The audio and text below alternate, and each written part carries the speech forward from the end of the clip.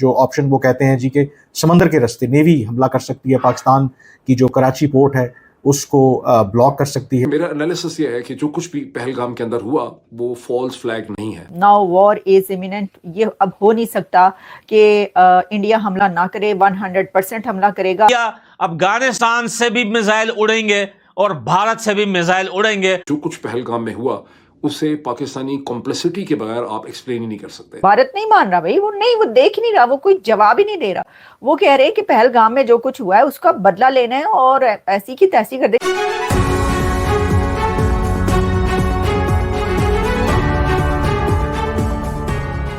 نریندر مودی نے جو اس کی ہیڈ لائن لگی ہے انہوں نے اپنے سروس چیفز کو آتھرائز کیا ہے کہ آپ مکمل طور پر پرائم منسٹر نے ان کو آزادی دے دی ہے کہ وہ یہ یعنی آزادی کس چیز کی دی ہے، ان کو آتھرائز کر دیا ہے کہ وہ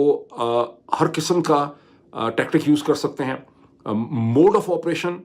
timing of operation, selection of targets, کتنی فورس انہوں نے استعمال کرنی ہے، اس کے لیے تینوں سروس چیفز کو ہندوستان کے پرائم منسٹر نے ان کو آتھرائزیشن دے دی ہے، کھلا ہاتھ ان کو انہوں نے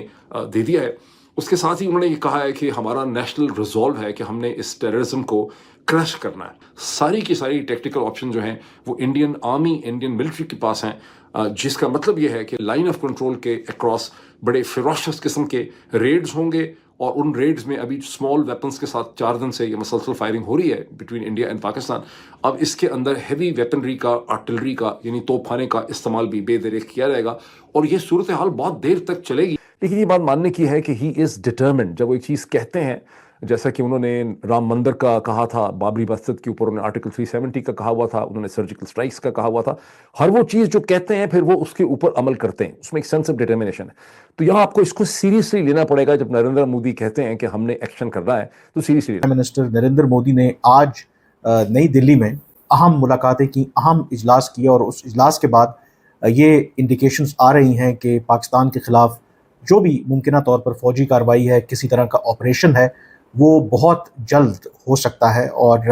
کس طرح کا آپریشن ہوگا اس کی کچھ تفصیلات بھارتی میڈیا شیئر کر رہا ہے۔ ذرائع سے جو خبریں بھارتی آفیشلز کی طرف سے دی جا رہی ہیں کہ اس میٹنگ میں بھارتی پرائم منسٹر نریندر مودی نے واضح طور پر جو تینوں مسلح افواج کے سربراہ ہیں اور جو چیف آف ڈیفنس ہیں ان کو یہ کھلی چھٹی دی ہے، آزادی دی ہے کہ وہ جیسے مناسب سمجھیں 26 جو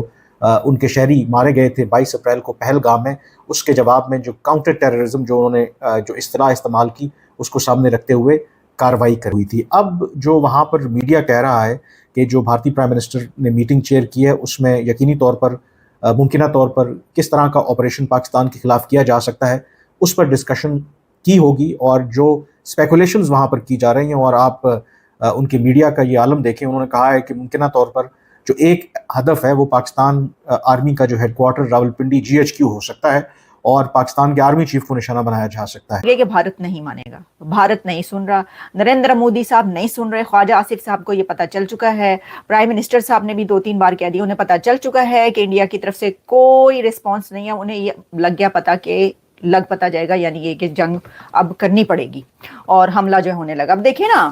یہاں تک کہا کہ دنیا سے اپیل کر رہے ہیں، یہ ہو نہیں سکتا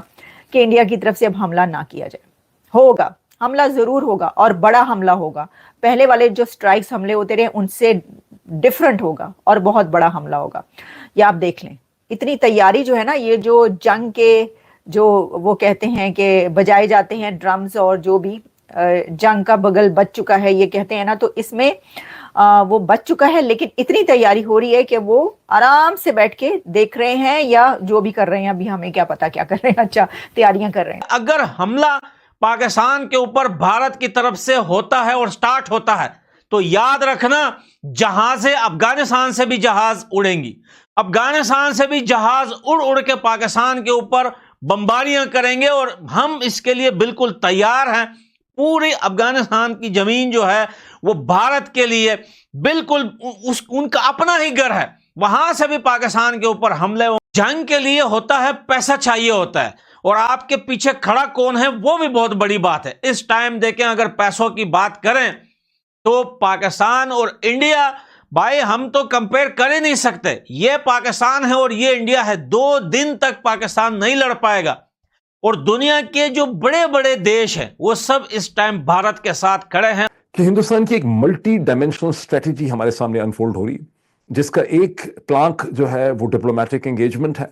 دوسرا اس میں ہے کہ وہ اکنامکلی دیکھ رہے ہیں کہ کیسے پاکستان کو سزا دی جا سکتی ہے، جس میں IMF کا جو $7 بلین کا پروگرام ہے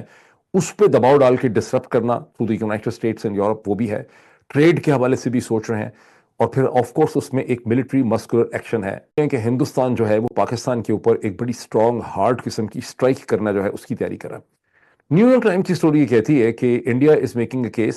جس میں کوئی ریکانسلیشن کی گنجائش نہیں ہے، بلکہ ڈپلومیٹس 100 سے زیادہ ڈپلومیٹس جو ہیں ان کو گزشتہ 48-72 گھنٹوں میں منسٹری آف ایکسٹرنل افیئرس میں بلایا گیا ہے، جہاں ہندوستان کے فارن منسٹر ان کی ٹیم نے انہیں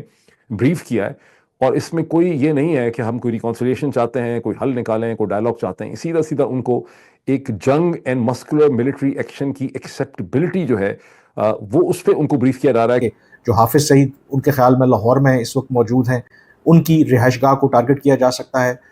مولانا مسعود اظہر، بھارتی میڈیا نے کلیم کیا جی وہ پشاور میں ہے، ان کی جو سیف ہاؤس ہے مبینہ طور پر وہ ایک ٹارگٹ ہو سکتا ہے۔ پاکستان جو بھی اہداف آئیڈینٹیفائی کیے جائیں گے، میزائل مارے جا سکتے ہیں پاکستان میں، اس کے علاوہ فائٹر جیٹس بھیجے جا سکتے ہیں ان کے ذریعے، اور پھر تیسرے آپشن کے اوپر بات ہو رہی ہے کہ مے بی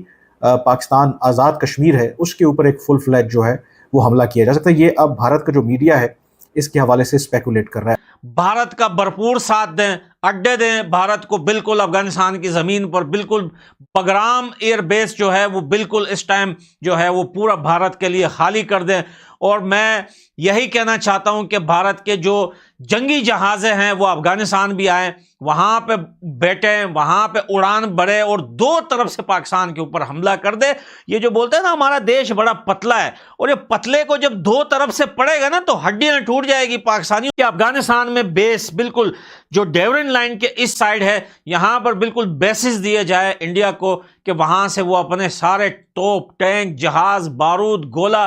بفر زون بنائیں وہاں پہ، اور بالکل تیار رہے کہ دو طرف سے اس کو گھیرو اور اس کی پسلیاں توڑ دو۔ اب جو ہے وہ تو جنگ ہوگی اور حملہ ہوگا، یہ اب